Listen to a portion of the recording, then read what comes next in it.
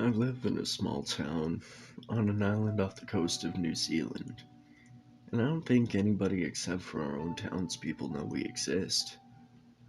Yes, New Zealand, the place our brother country Australia says is full of sheep fuckers, the place America thinks is Australia, and the place the world thinks is next to Atlantis and opposite Narnia. All that is nonsense, of course, save for the fact we do actually have sheep fuckers. Not sheep fuckers as in sheep shaggers. I'm talking sheep fuckers as in sheep looking fuckers. Okay, I'll cut the expletives out from now on because what I'm out what I am about to divulge is a serious life or death situation involving Maurice, the curly man sheep that ate my friend's arm. More importantly, I will cut the language because the Aussies started the swearing business first, for the record, and we're better than that.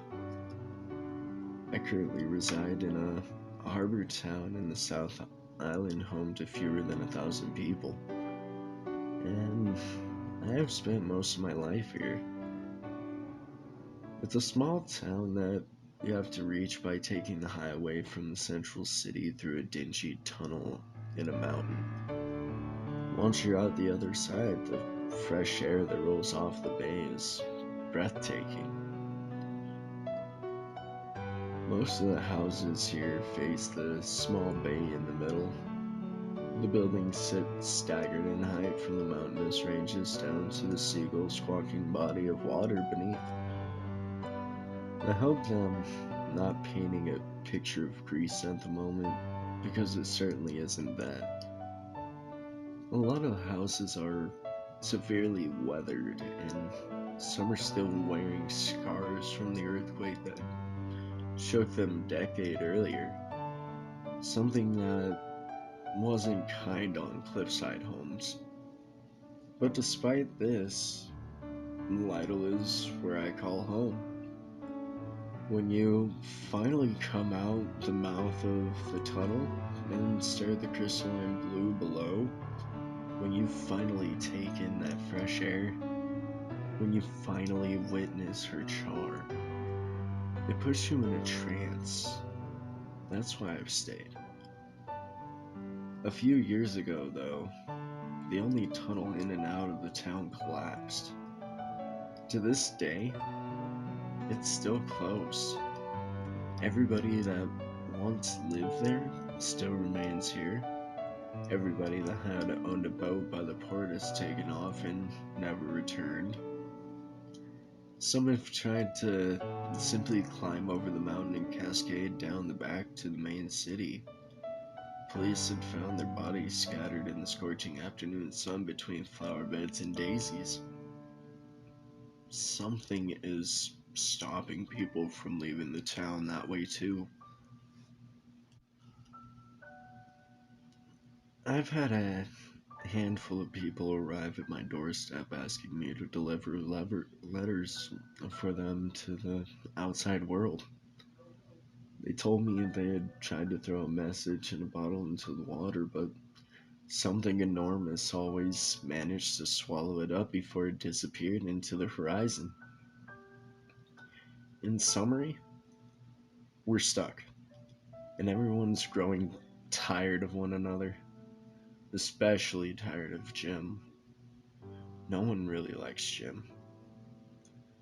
Coincidentally, the date of the collapse of our tunnel was around the same time Maurice, the man sheep, started being spotted around town. Oh, and Miss Landry's cats turned translucent. Cool in theory, horrifying in person. I'm beginning to think something locked down Lytle on purpose. Everyone knew me as Caffey Cole during the time after the tunnel collapsed, but before the strange occurrences began.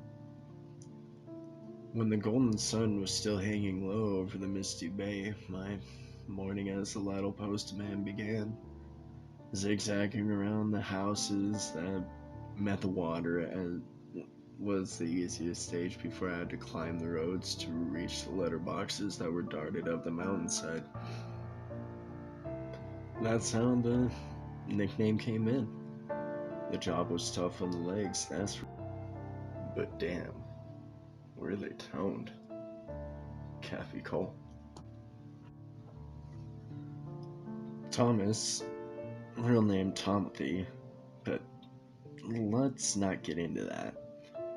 Is my scraggly, black-haired, and gawky postage partner. I always start my route at the bottom of the town by the harbor with my bundle of letters and work up. He starts at the top of the hill and works the roads downward toward the bay. We usually meet around the halfway point outside Fritz's pizza joint.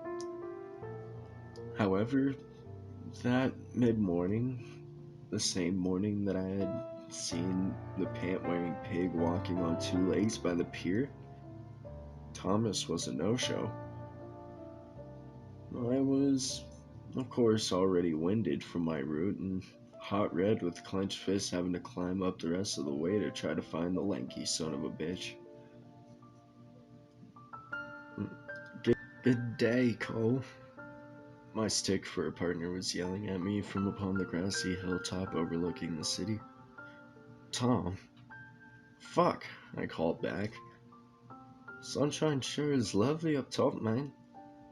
His figure was a thin silhouette against the backdrop of the lamp in the sky. What happens? He threw a thumb over the back of his shoulder.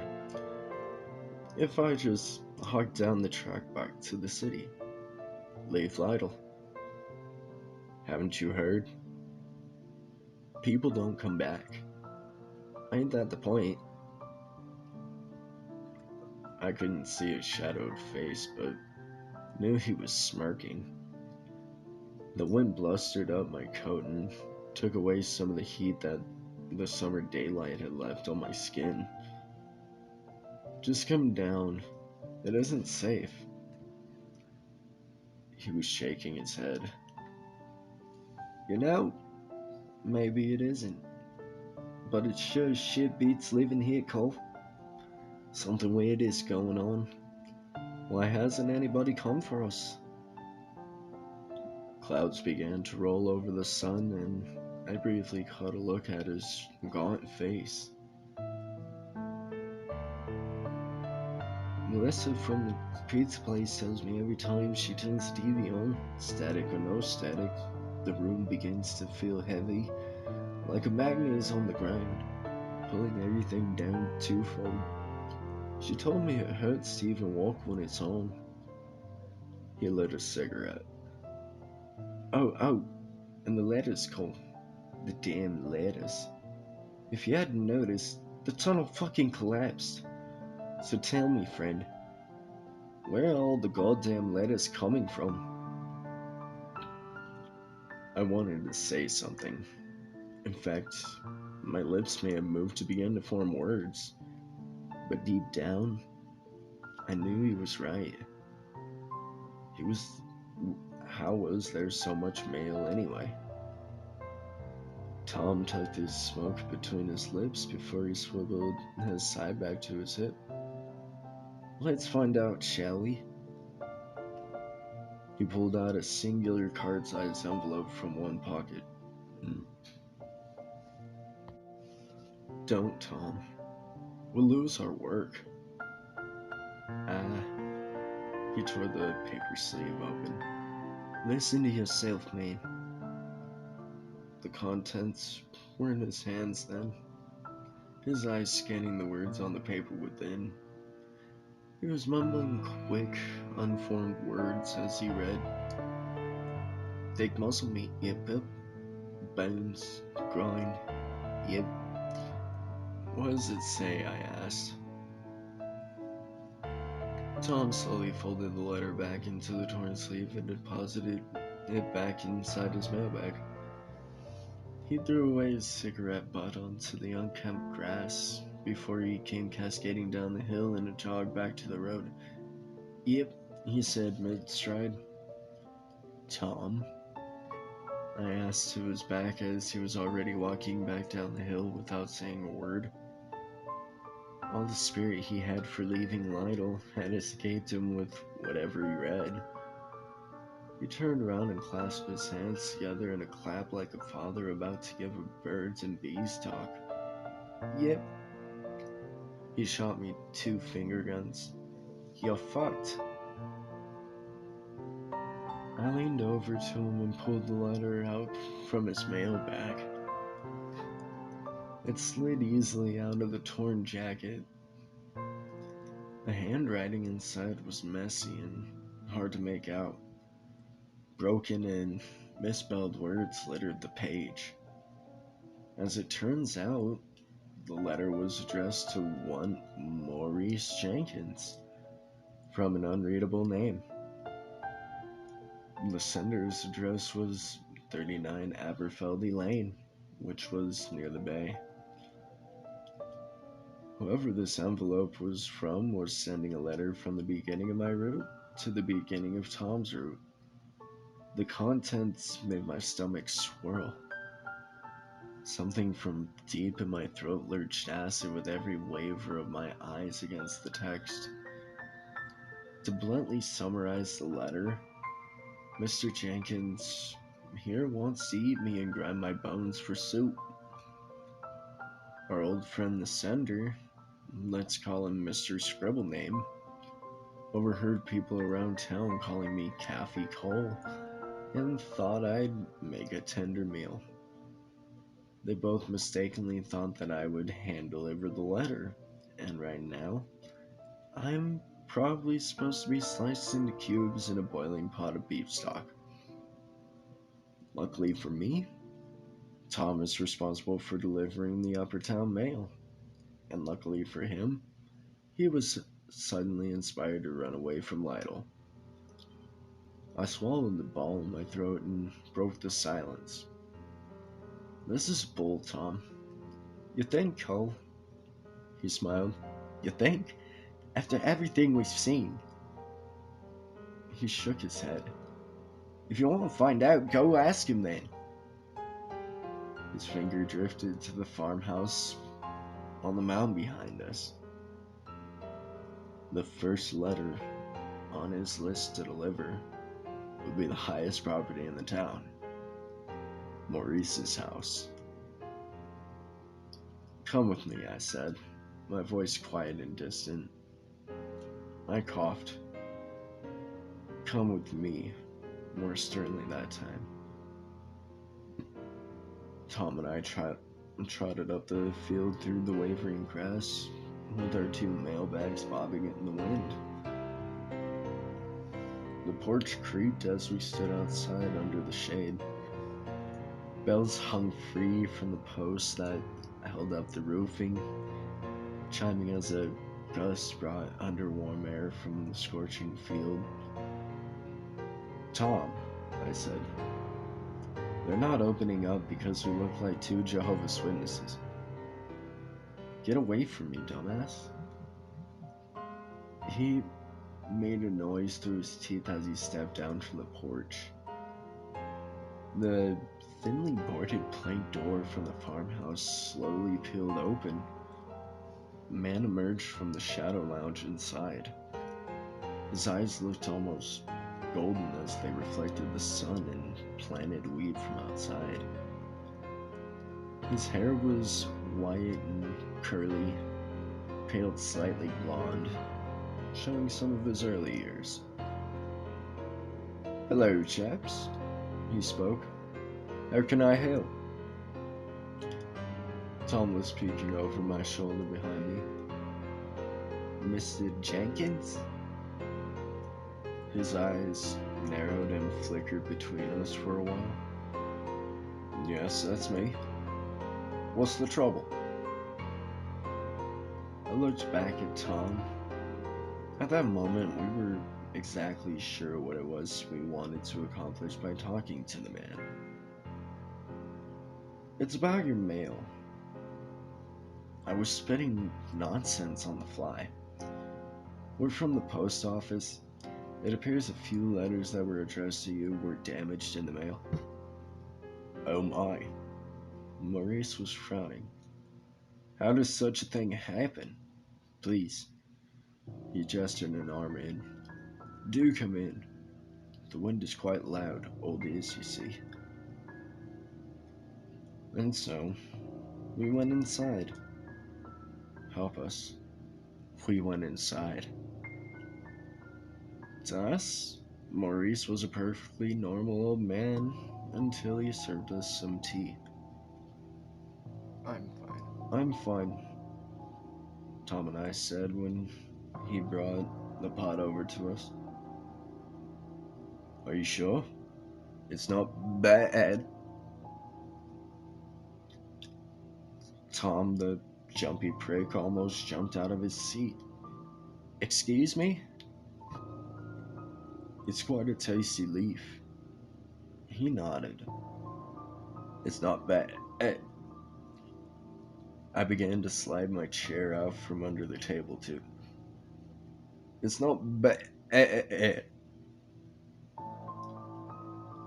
Green slop ejected from the old man's mouth onto the oak table as thick white locks began to spread across his skin like wildfire.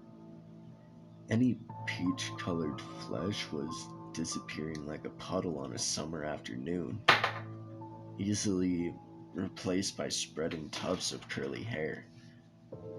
We made for the door, but the handle didn't twist open. My heart felt like it was going to give out.